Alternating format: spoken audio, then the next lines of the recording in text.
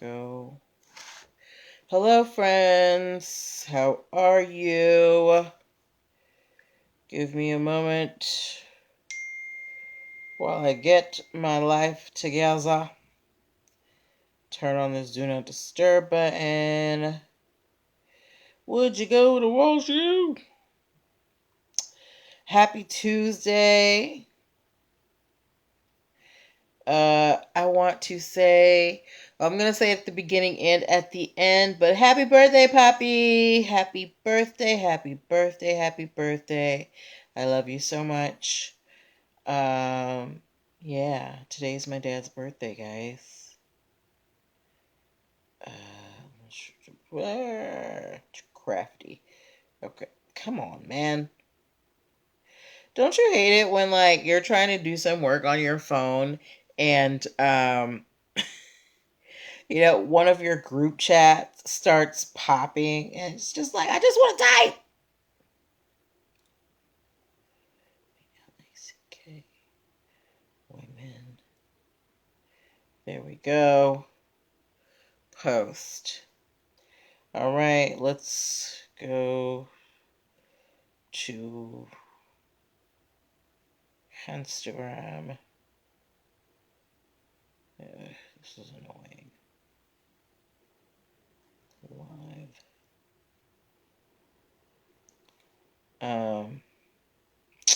Come on, man.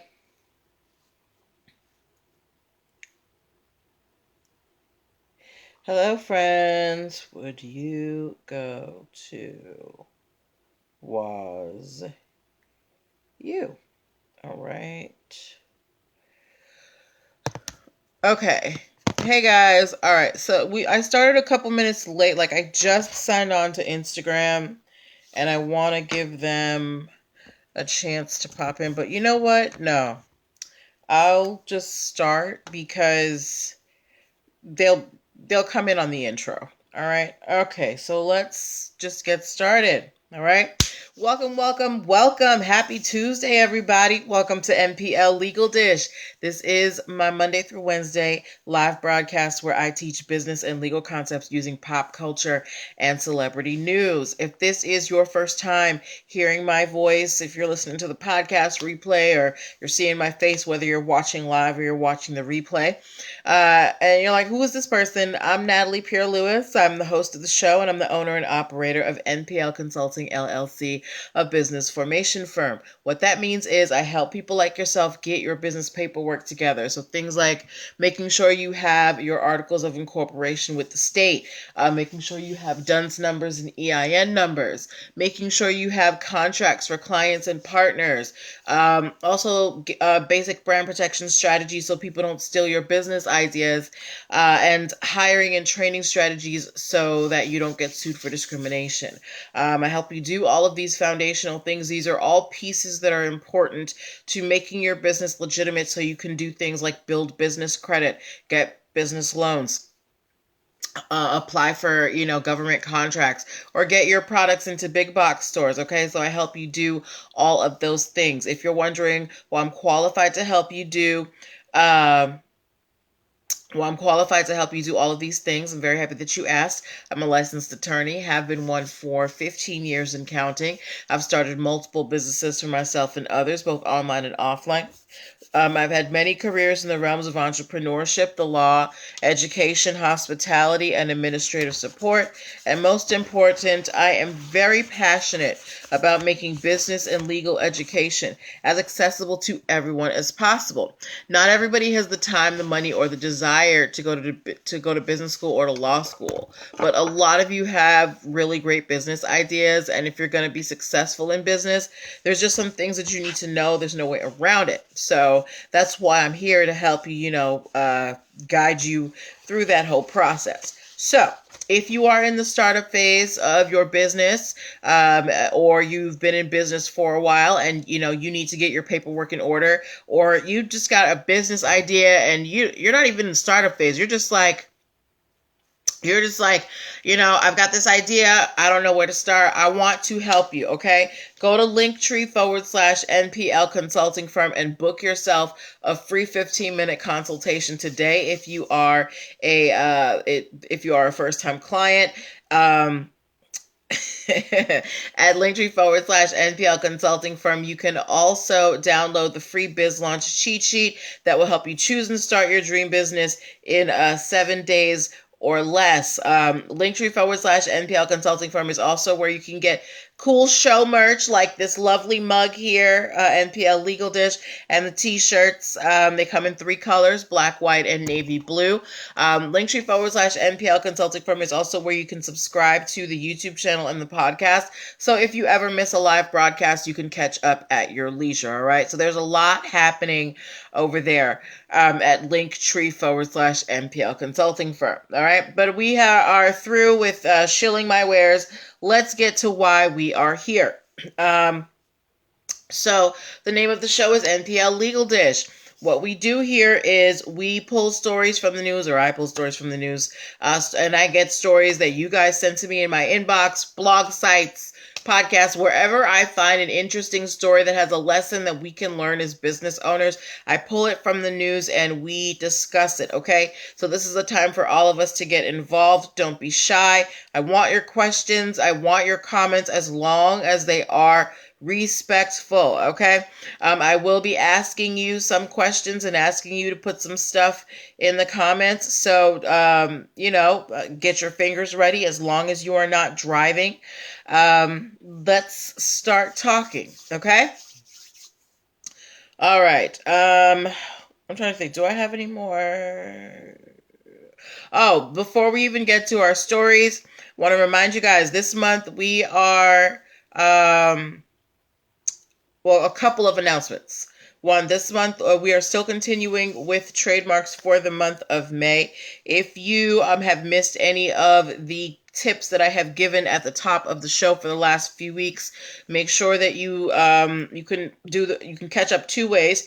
You can either watch every episode for the last since the beginning of May, and listen to the tips, or you can go to Linktree/NPL consulting firm and go pick up the Protect Your Biz ebook bundle, and you will get the trademark toolkit in there that will have everything in one place, all of the things you need to know about a trademark, as well as you'll get my patent ebook and my copyrights ebook, okay? Yes. Also, I will repeat this at the end of the show as well. We are not having a show tomorrow. Tomorrow is my birthday, and I am going out to dinner with one of my dear friends. We will have a show on Thursday. Yes. So those are the announcements. Now let's move forward with our stories. Whether you're watching this live or whether you are watching the replay, right? I want to know if you have an Apple product or an iPhone or any type of Apple product.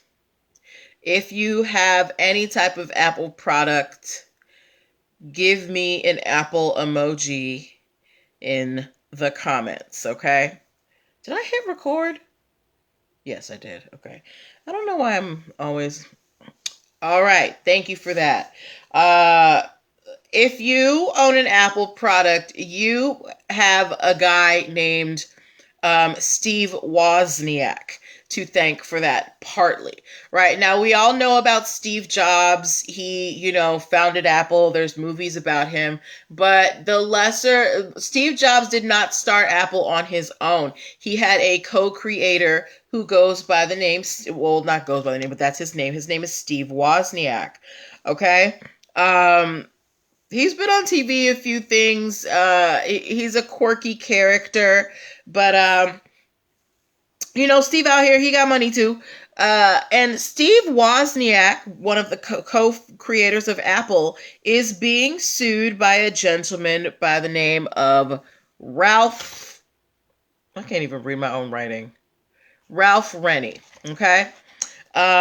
Who is a business professor in Connecticut, all right? Now, if you didn't know, in 2017, Steve Wozniak, the co-creator of Apple, hey Margaret, Steve Wozniak started an online programming boot camp for coding that he called Woz U. Okay.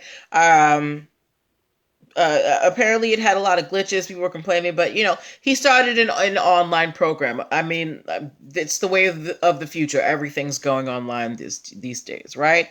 And he named this online school, Woz U. Here is the problem. Ralph Rennie, this Connecticut business professor, he says that Steve Wozniak is violating intellectual property from an agreement they made way back in 2011. Ralph Rennie says that in 2011, he and Steve Wozniak discussed starting a technical school called the Wozniak Institute of Technology, right? He says that Steve Wozniak agreed to lend his name to the institution because it would bring in students. And Ralph said that there's even a picture of him shaking Steve Wozniak's hand to solidify this agreement. And then, but nothing happened with the institute, right? Things didn't go forward. So fast forward to 2017, Steve Wozniak starts this online coding boot camp and apparently contacts Ralph Rennie and says, this school couldn't have done it without you. So Ralph Rennie was like, well, if you couldn't do this online school without me, cut me a piece of, them school ducats. He wanted a percentage of the online institute. And then Steve Wozniak was like, what? Oh, you're breaking up. What? I can't hear you. Bye. Okay. Steve Wozniak was like, girl, get out of here. So Ralph Rennie is now suing Steve Wozniak. He wants $1 million. Now, Steve Wozniak, while he says, he doesn't remember,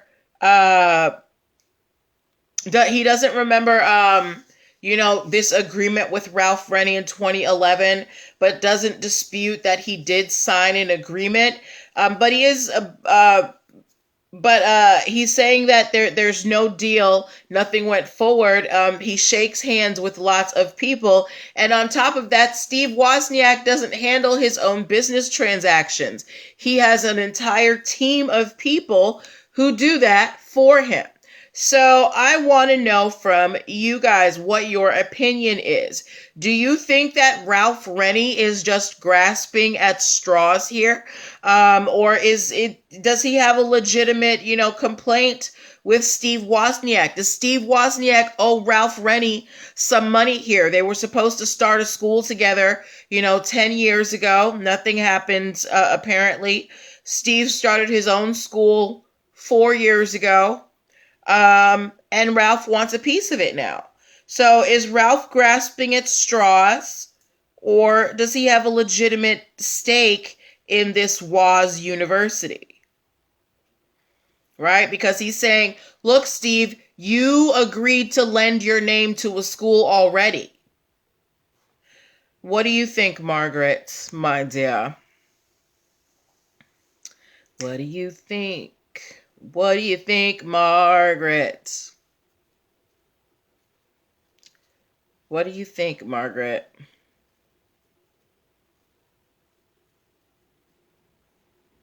Okay, if you're watching on any other, wherever you're watching or listening, please feel free to respond. Margaret said, I think he would have to show some written agreement about it. Right, he would have to show. He's saying that he has a signed contract.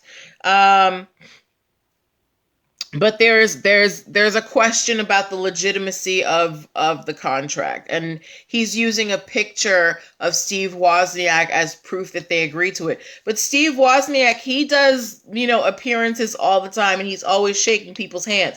So you shaking Steve Wozniak's hand is not like a clear indicator that you guys had some business deal. Like if I go shake hands with Oprah if she's doing a book tour or something, that doesn't mean that I have a deal with Oprah. But whatever. Yeah, so I'm actually kind of rooting for Steve Wozniak in here, in this space, because it just feels like Ralph Rennie is all over the place. This is why you need to. This is why, one, you need to know what you're signing, because Steve says he doesn't remember signing a contract, but he doesn't dispute. He's not saying that he didn't sign it. You need to know what you're signing, and you need to have your agreements in one standard document. You don't want to be going back and forth between emails and text messages, and I don't know, scraps of paper, and relying on people's memory. When you are dealing with human beings and business transactions, you need contracts. Margaret said not good enough. Right.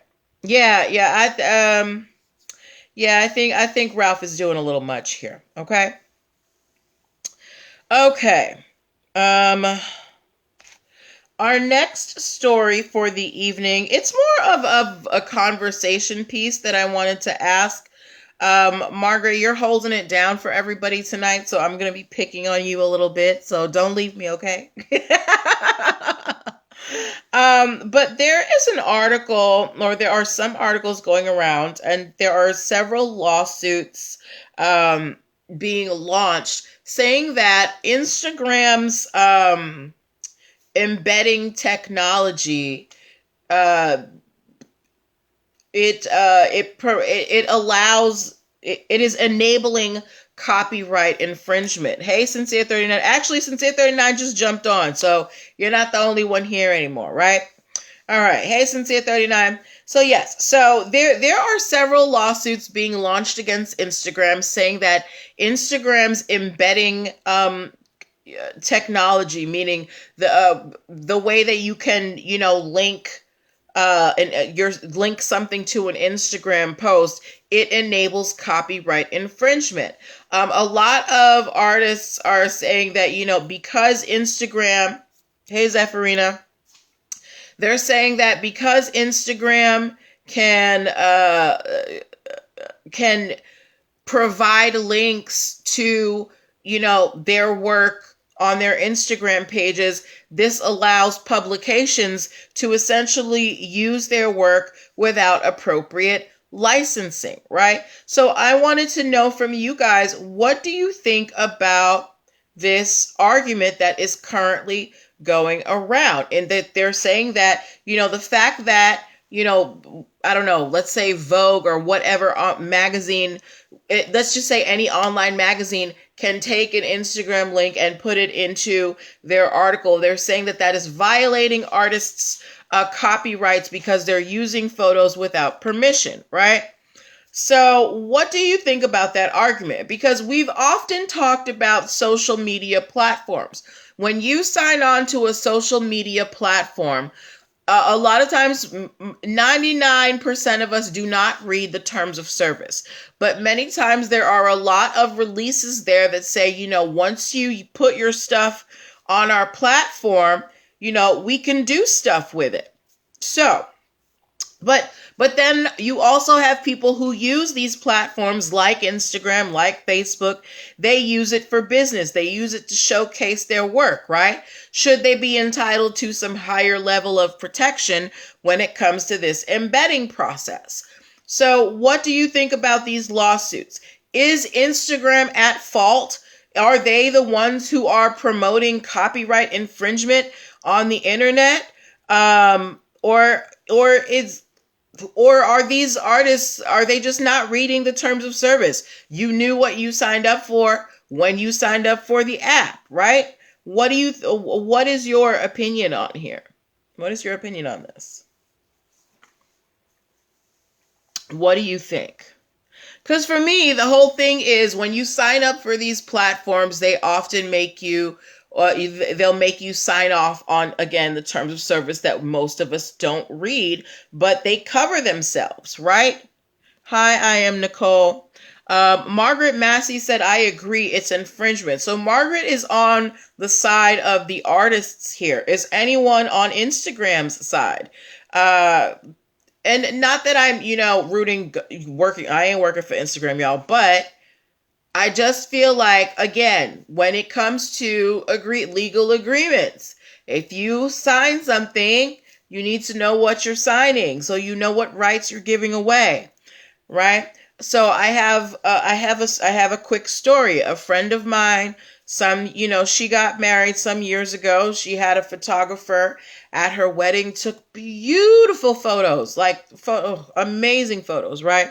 But then one day she's looking, through either a publication or online, and she sees a photo from her wedding, and it's credited to the photographer from her wedding. And she called me and she's like, oh my God, the photographer is using my photo, for marketing or whatever. I was like, yeah, it was probably in the agreement you signed when you hired them.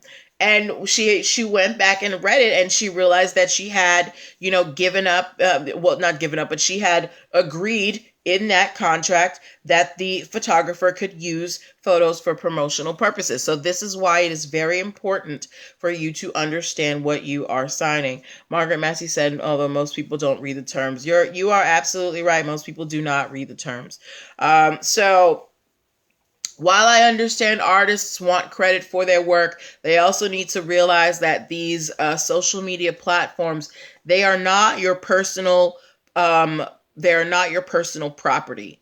It is like renting a room in someone's home, and the owner of the home gets to determine what happens in their home. Okay. Zephyrina said, ouch, if I was her, I would want a piece of that pie. Well, the thing is, she signed a contract and gave up the rights, Zephyrina. That's why we must read our contracts. All right, before we move on to our next story, I want to remind you guys that you are watching NPL Legal Dish.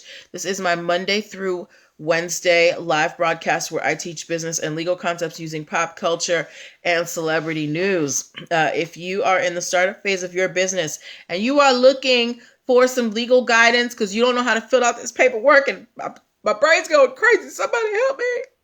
I want to help you. Okay. Go to linktr.ee/NPL Consulting Firm and book yourself a free 15-minute consultation. All right. Okay. Moving on to our next story. Zephyrina said, you protest contracts? What do you mean? Oh, you fight them? That's right. Listen, that's why you read contracts, because if there is a clause in there or something that you don't like, you can go back and forth and negotiate. That's right. Protest your contracts. I like that, girl. You smart, Zephyrina. Oh, well, still, the lesson still stands. All right. Okay, moving on. If you have seen the original Space Jam movie from 1996 with Michael Jordan, please give me an alien emoji. If you have seen the original Space Jam movie with Michael Jordan, please give me an alien emoji.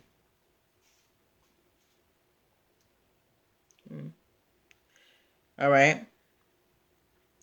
Oh, that's why I couldn't get it. So 239 said, if you don't agree on social media, you can't create an account. Absolutely. And because these are private apps that people run, they have the right to, determine how you get to use their stuff. Okay. Thank you guys for the alien emojis. So the Space Jam movie was presented to the world in 1996 by the Warner Brothers. But there is a gentleman by the name of Walter Lowe who is claiming that, you just saw the poster, Margaret, who is claiming that the idea for Space Jam was stolen and he wants the money. There's a gentleman by the name of Walter Lowe. He says that he wrote a story called The Devil and Doodazzle Dawkins in 1984. It was published in Playboy. It was a story about a cosmic battle of good versus evil where they had to play a game of astral basketball, right? I guess the story got some traction since 839. We're getting there. So he says that, I guess he got $3,000 in a 6-month option contract with the Warner Brothers producers when his story came out. And, but at the end of the 6 months, he didn't hear anything from Warner Brothers. And next thing you know, in 1996, Space Jam comes out. So Mr. Lowe is now suing Warner Brothers for copyright infringement. He's saying that they stole his story idea and he wants some money. So I want to know from you guys, okay, some of y'all are already asking questions. Sincere 39 said now he's coming forward. Right. That was my first question. Where have you been, Walter? What's it called? Space Jam came out in 1996. It is 2021. You are 25 years behind the ball. Were you in a coma? What happened, girl? But yeah, so Walter Lowe is now, coming forward and trying to get a piece of Warner Brothers pie. Okay, so let's humor Walter, right? What would he have to prove aside from the fact that, there are similar ideas to the stories? What would he have to prove that there was infringement? Margaret Massey said, didn't he say he got $3,000? He did, and he had an options contract. I guess he was expecting it to go forward. I don't know. Zephyrina said, I've got a Basketball Jones. Is that a character? I do not remember anything from Space Jam. I did see the movie. I just don't remember anything from it. Yes. So Walter Lowe did get some money, a little bit of money, up front. I guess, maybe they were kind of looking it over and seeing, do we like this? Okay. Whatever. And then deciding if they wanted to do anything with it and decided not to go forward with his idea. But, if Walter Lowe is saying that they totally ripped off his, idea of this cosmic battle of good and evil using astral basketball, is that a specific enough theme? Is that a specific enough idea to warrant copyright protection? Right? How many movies have you seen about cosmic battles of good and evil? And, and they do it either maybe through some kind of game. Is that a unique plot in movies? Margaret Massey said he would have to prove that he wrote it. He would have to show his copyright. True. And he would have to show that there are specific instances that are, very, very similar. Sincere 39 said, I don't think so. Remember, this is like coming back to the whole Escobar story. That Colombian journalist, she wrote a book about Pablo Escobar, and she talked about some of their meetups. And then when they came out with that series Narcos, she was like, oh, y'all stole that from my book. And they were like, girl, do you know how many women he met in hotel rooms? Right? So is this movie theme of, a cosmic battle of good and evil that must be decided through a game? Is that unique? Margaret is saying that it is not unique. 76 Grimke is saying no. Sincere 39 saying I don't think so. Yeah, I don't think so either. And again, it's 25 years later. Where you been, Walter? So I guess he's going to court. Good luck. And I'm not gonna say that it's impossible. Who knows what was going on in his life. I just think it's so weird that this is just coming out 25 years later. Zephyrina said it's been a while since I've seen it, right? Me too. But yeah, so good luck, Walter, I guess.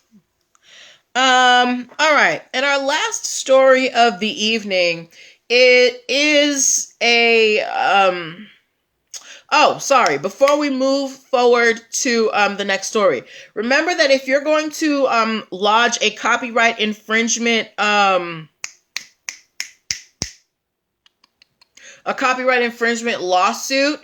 once you realize that there is infringement, you have about 3 years from the date that you discovered the infringement to lodge the copyright complaint. So I'm wondering where that's going to come in with Walter. Okay, now moving on. So our last story of the evening is a story about an organization using copyright law to try and, to bar public access to documents that the public has a right to. So there is a California law enforcement training program, right? And they were having issues. Obviously, you know that there have been a lot of issues around the country with law enforcement and, their responses to certain calls and things like that. So in California, there was a request for the training materials for California law enforcement. And instead of handing over those documents that were, that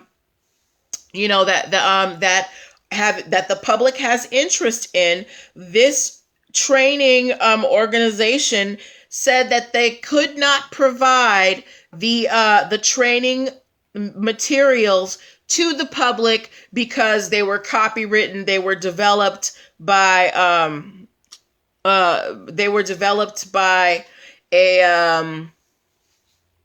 by an outside vendor, and they don't want to violate copyright laws. That is a big load of crap. Look, all people want to know is, how are you training your officers to respond to things, right? Thank you, Zephyrina. Yes. How are you training your officers to respond to things? This is essentially what they want. They're not asking you for any, super detailed information. But they're trying to use copyright law to keep from having to submit this information. The article I read said that it's probably not going to fly. I'm hoping that it doesn't, because we as the public, we have a right to know how these people who are supposed to protect and serve, how are they being trained to protect and serve, right? Right. Okay. So those were the stories that I had for you this evening. I do have a couple of announcements before we close down for the night. First things first. Today is my dad's birthday. If you did not see my post, I want everybody to wish my dad a happy birthday, please. My dad is the reason I'm the nerd that I am. If I grew up seeing my dad with his nose in a book, and I'm like the same way. But today is my dad's birthday, so I would love it if you guys would wish him a happy birthday. 2, tomorrow is my birthday. Yes, me and my dad are almost birthday twins, and I am taking tomorrow night off. One of my close friends is taking me out to dinner. So we do not have a show tomorrow night, but we will have a show on Thursday, okay? So I want you to, just relax tomorrow. I'm going to be out here eating some good food. But yeah, we're not going to be here tomorrow night. We will be here Thursday. What else? Your father's birthday is the 28th. Yes, Geminis. Nope, I'm going out to dinner tomorrow, okay? Thank you, 76 Grimke. Thank you. But yes. Thank you, Margaret. But that is the end of our show. We will be back Thursday night at 8 p.m. Eastern Standard Time. I'm going to be enjoying my 21st birthday. With some friends and some good food. And then we'll be back here, okay? So I want you guys to take care of yourselves. Wash your hands, wear your masks. Be good. All right? Bye. Wait. No, I'm not saying bye. Sensei 39 said, because it's my birthday. Yes, because it's my birthday. I'm good. Look, I'm going to be out here. All right? The world is opening up. I'm going to a nice restaurant. Put on a nice dress. Put on some makeup. All right? It's going to be lit. I'll put a picture up so y'all can see. All right. Good night, guys. Bye.